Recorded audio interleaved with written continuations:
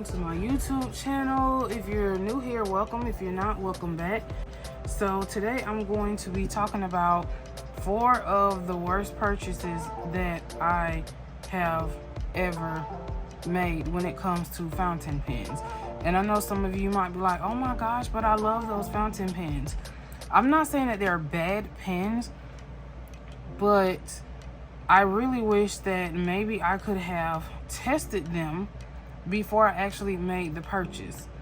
And so some of them have to do with the nibs, and some of them have to do with the volume of ink that it stores.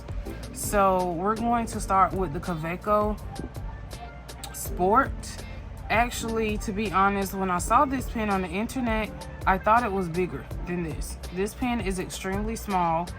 I have moderately sized hands, and I was so upset that it was this small. However, I did not sell it. I just decided I will keep it. Because I love to have at least one of every affordable pen that I can have, but this pen is extremely small. So the cons of this is just it's too small. And then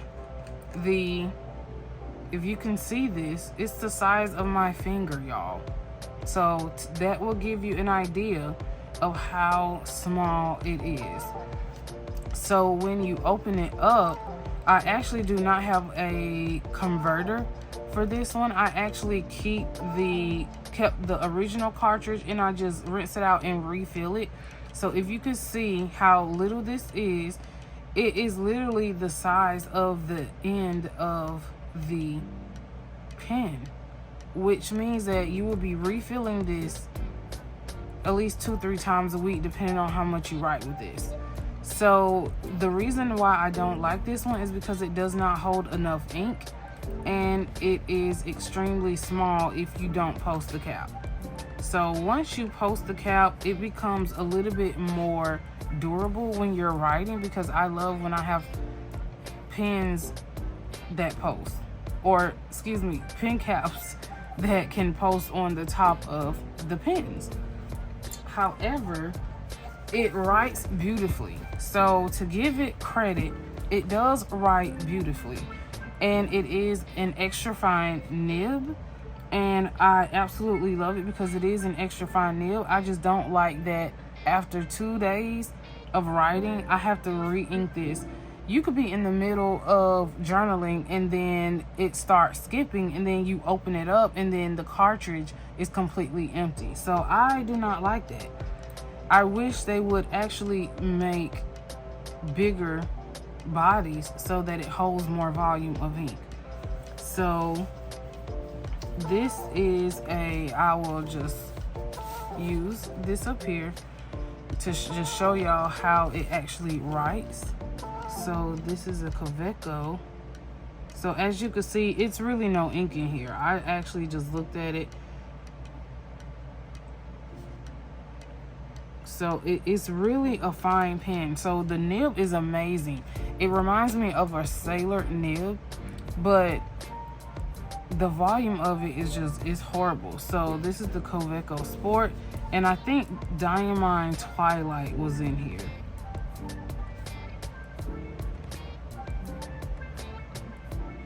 So if you can see this, it writes beautifully. So there is absolutely nothing wrong with the nib. It is extremely smooth.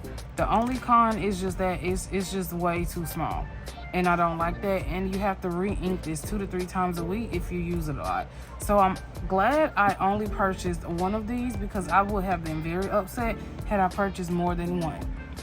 So we're gonna move on to the second one. The second one is my Lami Safari. This is the aluminum rose gold. This is actually my first fountain pen. So at the time when I purchased this about 2.5-3 years ago, I paid like $49 for it, which was the most expensive pen that I ever bought, and this was my favorite pen at the time. I actually saw Serica from Serica Studio. She's also on YouTube. I saw her use this in her YouTube video, and I was like, oh my gosh, that pen is so amazing. And I purchased this because I saw her with it, and So when I ordered it, I thought it was going to write beautifully, and y'all, it was so darn scratchy. And I'm like, oh no, it's super scratchy. So let's see if it actually write, because I actually don't write with this one as much as I should. I actually probably, well, wow, nothing's coming out. I wonder if it's empty. I actually probably should actually clean this one out.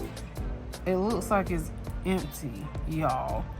Okay, so what we're going to do is actually put some ink in here really quick so y'all can, so to be honest, I can't really show you how it wrote because I've actually had the nib altered by not Kim, my bad y'all, by Kurt Spear.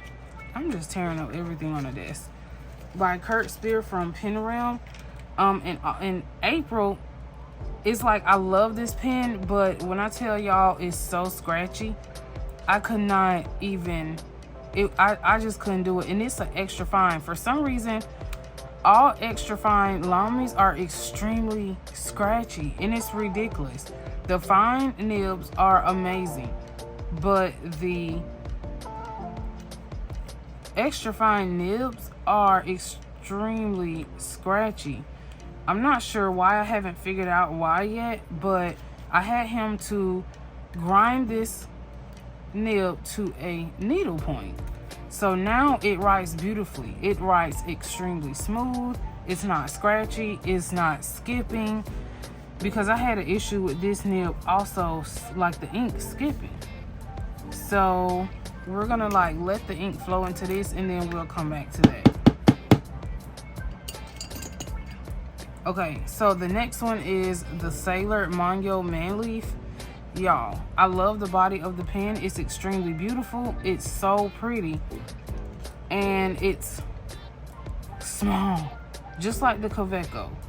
And I was like, oh my gosh, what did I get myself into? I don't like short pens.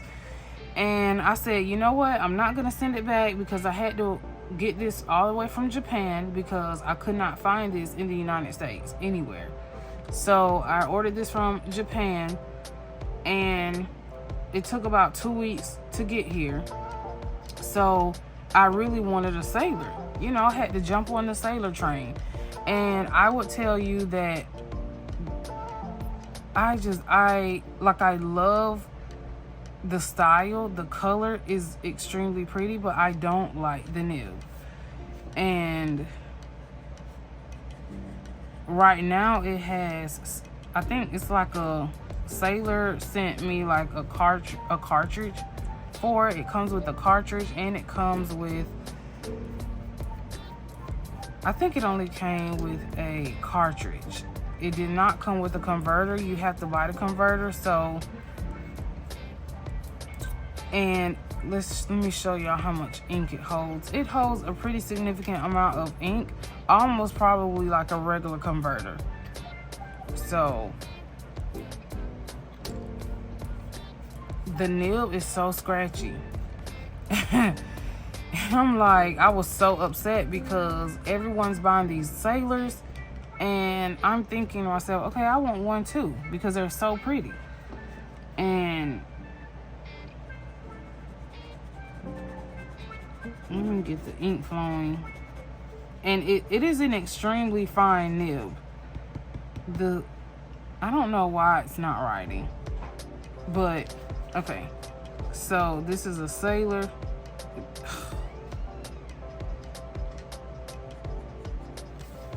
Why is it not writing?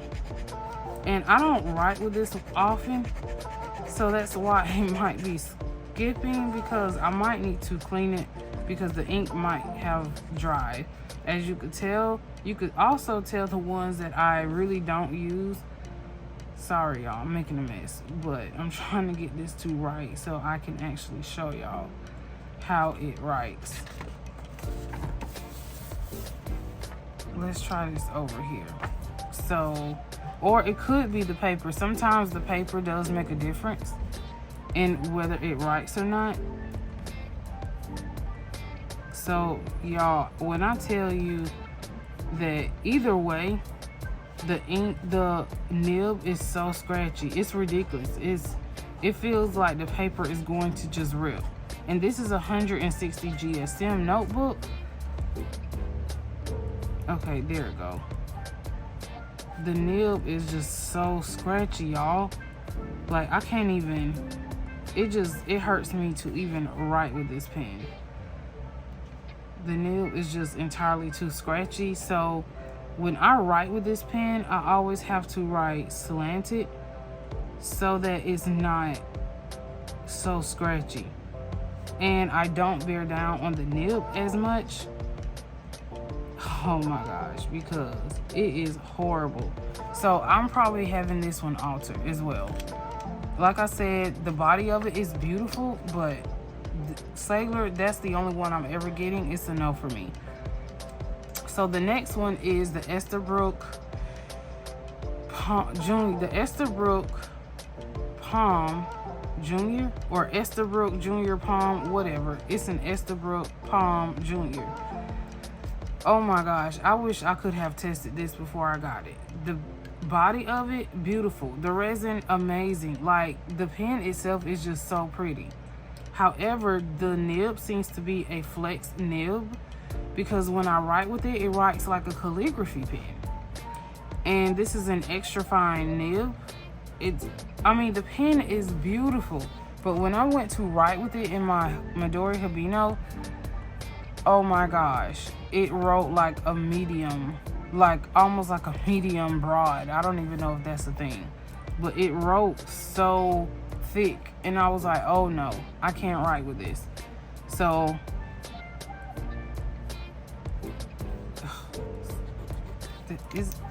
it should be inked up. Oh, maybe it's not. Sorry, y'all. It's not even inked up. So, okay, so what I'm going to do is I'm just going to ink this. How am I going to shoot a video and it's not even inked up with anything? It's not even inked up. So, I'm going to put a little ink in here, a little Diamine Jet Black ink in here, so y'all can actually see. My bad, y'all. I actually thought it was ink in here, but I guess not. So we're just gonna, I'm gonna have to dip it all the way in. Okay, so got a little bit of ink.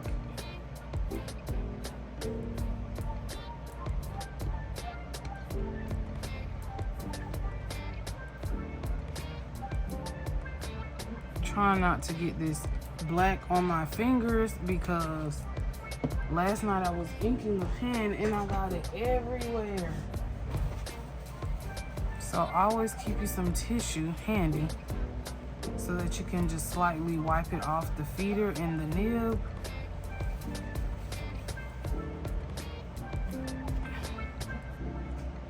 And I still got black ink on my hand, but it's cool. Okay, so now we're going to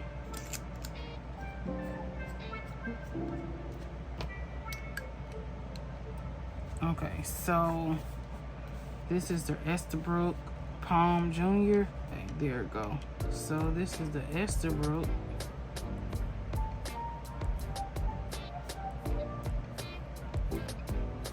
So it's writing completely different in this 160 GSM, but it writes completely different in my Habino. I mean, it literally was writing like a broad nib. The ink was, the strokes were so big, y'all. So I'm actually going to show you what it looked like. So this is Diamine Jet Black. So I'm going to show you actually, so what it looked like. So let me see if I can find it, because it was in the post with the Converse. And I was so mad because I was like, oh my gosh, I wish I would have tested this pen before I actually wrote with it.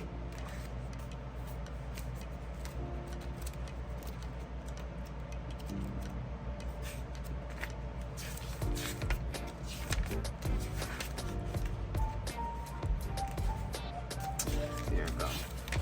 So if you see this, this looks nothing like that. This is a lot thinner. This is a lot thinner. The strokes are a lot thinner than this. This was, it came out so thick.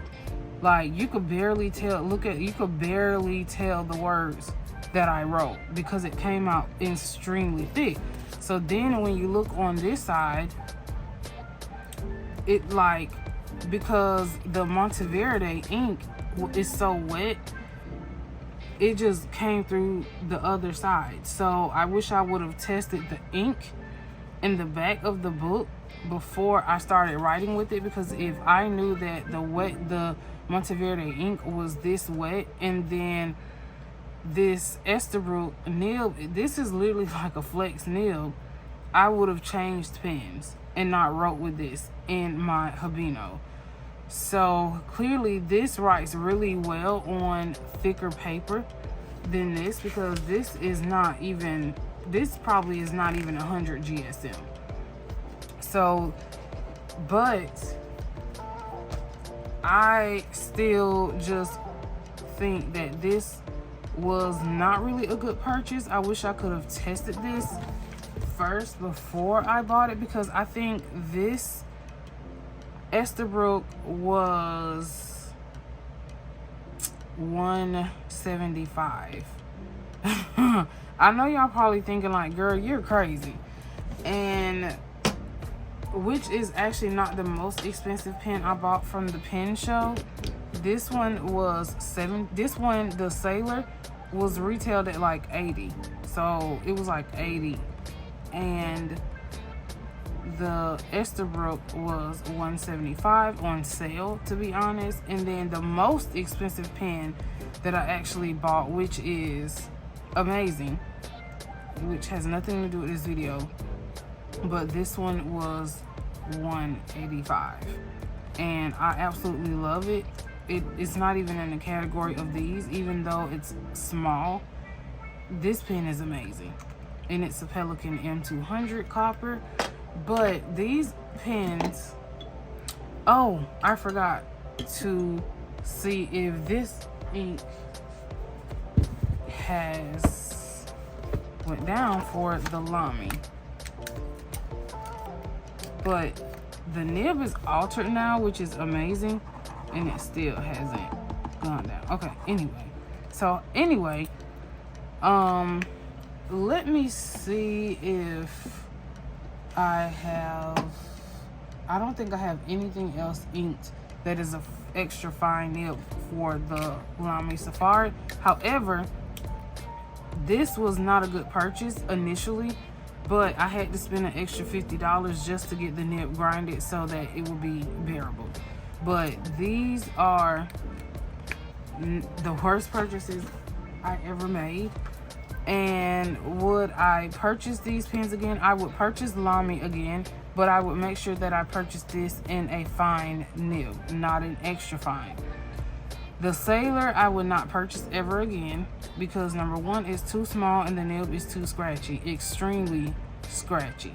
The Esterbrook, I would have to the Esterbrook is a really good company, but I would have to test the nib out, because I don't like flex nibs that write like calligraphy nibs. And the Kaweco Sport I would never purchase again, because they're too small and it does not hold enough ink, and I don't have time to be re-inking no fountain pen every 2 days. So just let me know in the comments, like, what are your thoughts? What are your favorite fountain pens? If you have the same problem with your fountain pens. So hopefully you learned something today, and I'm not saying to not purchase these. I'm just saying to be aware that I do have cons for these brand of pens. So thanks for coming to my channel, watching today. Until next time, thanks for watching. Bye.